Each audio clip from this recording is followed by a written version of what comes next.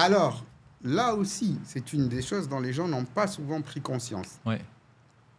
Post-Covid, Mhm. parce qu'avant, le Maroc passait pour un pays non compétitif industriellement. Sauf pour ce qui était des écosystèmes, c'est-à-dire l'automobile et l'aéronautique. D'accord. Ouais. Mais dans le reste, c'est un pays qui était Parce que connu. dans une économie mondialisée, le pays, il est peut-être à côté, mais en fait, ça ne change rien. Rien, Maroc Qu'il n'existait soit à 1000 km ou à 10 000 km, ça n'a Maroc aucun... n'existait pas sur les radars. Rien, c'est pas inconnu. Alors que là, Ah, ça... Alors, d'abord, l'automobile et l'aéronautique ont mis le Maroc sur le radar économique et industriel du monde. Mais qu'est-ce qui s'est passé? Post-Covid, le choc que les Américains et les Européens ont eu de leur très grande dépendance vis-à-vis de la Chine a été une claque pour eux. Ouais. Ils se sont rendus compte qu'ils dépendaient trop de la Chine. Et puis, ils se sont rendus compte aussi qu'avec la montée en puissance de l'ambition géostratégique et hégémonique de la Chine, leurs intérêts commençaient à devenir contradictoires. Donc il faut qu'ils commencent à chercher des sources. Alors, tout le monde parle de Apple qui cherche à moins fabriquer en Chine et qui va commencer à fabriquer ses iPhones en Inde. Mais c'est valable pour toutes les industries du monde. Tu vois, pour tout, Ok. tout le monde commence à se demander s'il ne dépend pas trop de la Comment Chine, y compris l'industrie pharmaceutique, par exemple. Donc, ça, c'est la première chose Oui. qui joue en faveur du Maroc. La deuxième chose, c'est que l'explosion des prix du fret, Covid, maintenant c'est le détroit d'Ormuz qui est Qui a fermé balancé de ou missiles pas. par les Houthis, je sais pas. Mm. Toujours est-il que beaucoup d'Européens et d'Américains se disent qu'il va falloir qu'on fasse ce que s'appelle du sourcing proche. Et, chose extraordinaire, pour je ne sais quelle raison, l'État marocain a fait le choix de ne pas augmenter les prix de l'énergie électrique au Maroc, qui sont très largement subventionnés au Maroc. L'énergie électrique est extraordinairement bon marché au Maroc du fait des subventions de l'État marocain. Les industriels marocains qui consomment de l'énergie l'achètent à un prix extrêmement bas. Donc, vous êtes proche de l'Europe, votre main-d'œuvre est vraiment très très peu qualifiée, mais elle reste abordable. Et en tout cas, elle est abondante, Ouais. vous la trouvez, alors que l'Europe commence à Ouais. commence à souffrir d'un manque de main-d'œuvre. Et votre énergie Et pas cher. est pas Un chère. peu cher. La donne a complètement changé actuellement. Avant Covid, post-Covid, la donne de la compétitivité de la plateforme Maroc pour l'industrie exportatrice a complètement changé. Le Maroc est devenu une plateforme compétitive à l'export aujourd'hui.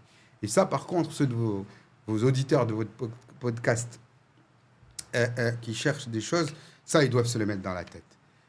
En industrie, le Maroc est devenu une plateforme compétitive. Faire de l'industrie au Maroc pour exporter vers l'Europe et vers les États-Unis est devenu compétitif et potentiellement profitable. Ça, c'est un sujet qui est intéressant parce que pendant longtemps, les gens avaient beaucoup moins envie de faire de l'industrie. Oui, les Marocains n'ont toujours pas envie de Enfin, faire jusqu'à de l'industrie. aujourd'hui. Enfin, je dis pendant longtemps, oui, jusqu'à On aujourd'hui. est encore dans la même Mais il y a situation. un shift quand même. Et on est encore dans la même situation. Mais il y a que pendant très longtemps, l'industrie avait une très mauvaise réputation. Ouais. On ne gagne pas grand-chose. En plus, on a tous les emmerdements sociaux, tout ça. Bon, bref, le droit du Et la travail, tech, tout ça. tout le monde Bref. s'intéresse à la tech qui montait, Voilà. etc.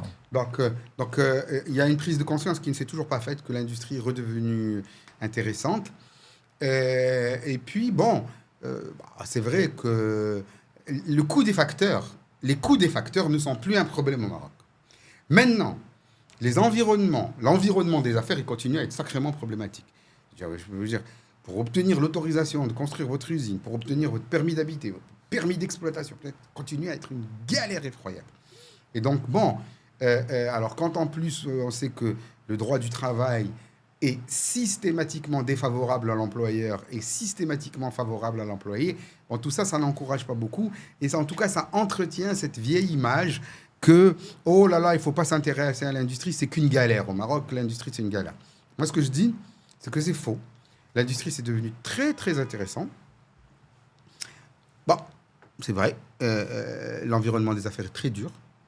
Et c'est vrai que le droit de travail n'est pas favorable à l'employeur, mais ça se gère. Tout ça, ça se gère. Et ça, c'est le cas dans tous les secteurs. Oui, dans tous les secteurs, ça c'est vrai. De toute façon, quand vous êtes transparent, quand vous êtes dans la loi, le droit, il n'est pas en votre faveur. Ouais. Et c'est pour ça d'ailleurs que beaucoup de gens préfèrent rester dans l'informel. Parce qu'ils disent, mais il faudrait qu'on soit vraiment dingue. Parce que dans l'informel, vous avez rien à perdre et tout à gagner. Alors que dans le formel, vous avez tout à perdre et rien à gagner. Donc pourquoi moi j'irai dans le formel? Moi, dans l'informel, qu'est-ce qui va m'arriver? Il va rien m'arriver. Quoi, bon, mais même si on me prend, je vais payer une petite amende, la CNSS, le truc. Je ferme de toute façon la baraque, je vais rouvrir ailleurs.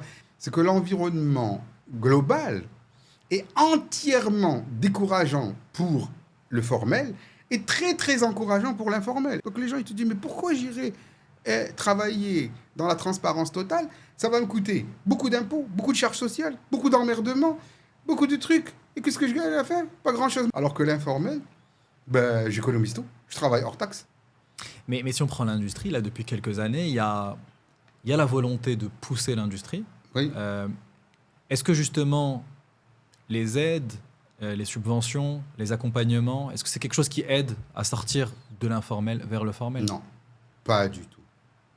Pas du tout. Ok. Il n'y a personne qui va passer de l'informel vers le formel pour bénéficier C'est plutôt des pour les nouveaux dispositions porteurs de projets. Voilà. Ouais, d'accord. C'est pour les nouveaux porteurs de projets que, effectivement, la charte de l'investissement peut être encourageante. Ok. Mais pour ceux qui sont confortablement installés dans l'informel, tu dis, mais moi, ce que tu vas me donner en subvention, je le gagne Ouais. en une année d'exploitation, en mettant la TVA dans ma poche, en payant le salarié au black et en payant ni CNSS, ni mutuelle, ni quoi que ce soit.